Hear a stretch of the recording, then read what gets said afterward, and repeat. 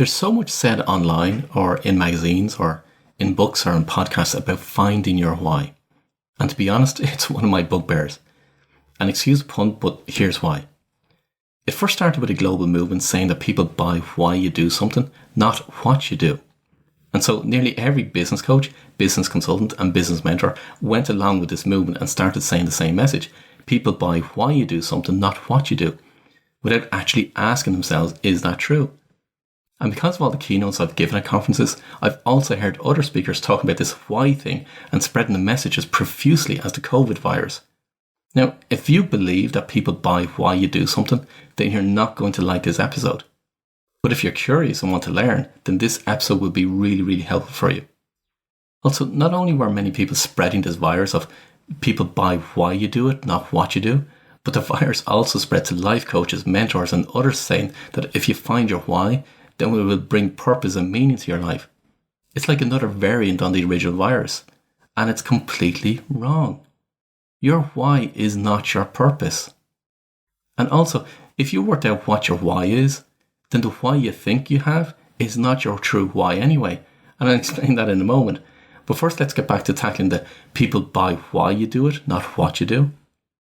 And by the way, you don't have to believe me or agree with me, but let me share with you what I have found, as well as the agreement from clients and the hundreds of people that have been in the audience of the workshops and conferences that I've spoken at.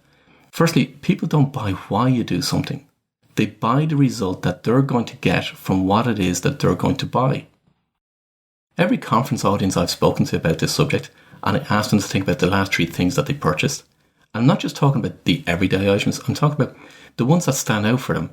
It could be their phone, their car, their clothes, their computer, a piece of jewellery, it could be anything. So for yourself, start to list out the items that you've bought recently or even over the past number of months. Now, beside each item, list out what the company's why is. Are you able to? Well, if you're like the hundreds of people that I've spoken to, the answer will be no. They've no idea what the company's why is. But even if you're able to list out what the company's why is, now list down why you bought that particular item from that particular company. And this is where the real honest truth and soul searching comes into play.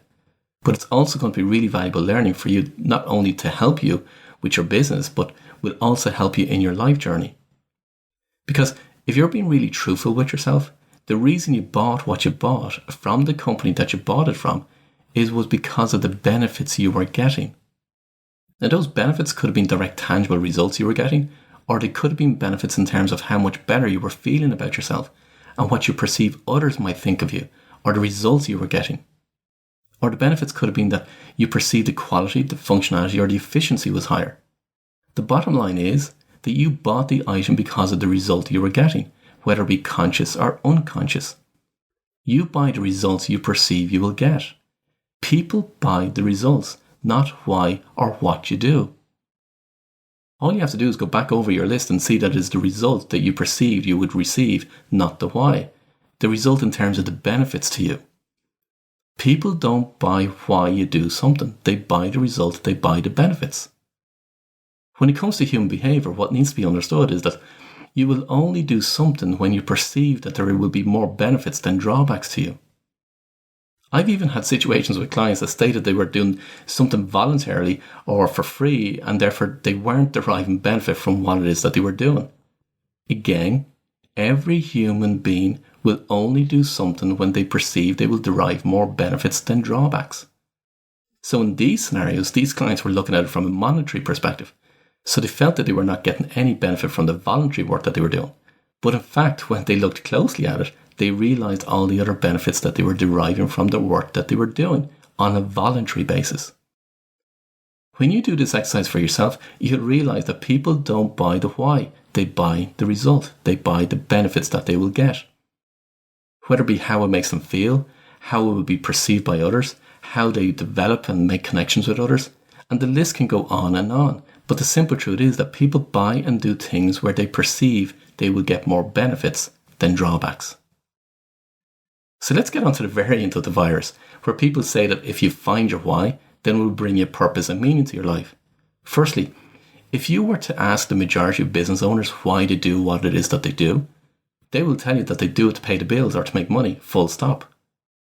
Then the others that try to figure out their why, they try and figure out their why from a conscious thinking perspective. And not only that, but they're trying to figure out their why from what they're currently doing, which is most likely not what they should be doing in the first place. They're doing it because it's what they know, it pays the bills, and it's how they make money. And so they believe that if they find their why for what it is that they're currently doing, then they believe that they have found their purpose and that gives them meaning, which is completely wrong. So let me go through each element. Your true why is at an unconscious level, not a conscious level.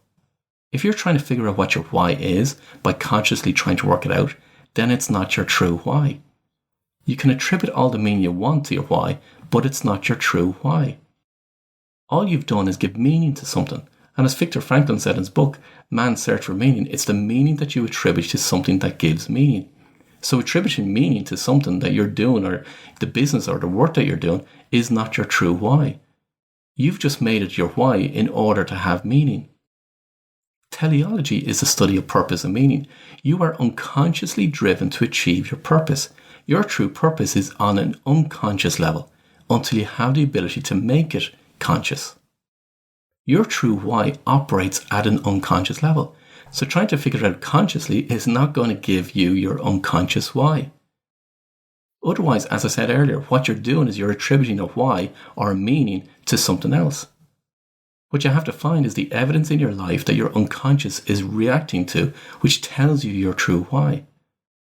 And there's no point in meditating on it or journaling about it or even hypnotizing yourself to try and access your unconscious so as to figure out what your true why is.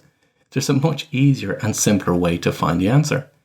And when you find the answer, then you have your true why, which in my experience of working with so many clients is always different to what they thought their true why was. The next part is where people attribute their why to being their purpose, which it isn't. Your why is not your purpose. Your why just tells you why you're to do your mission, your purpose in the first place. It's your unconscious reason for doing your purpose. Your why is not your purpose.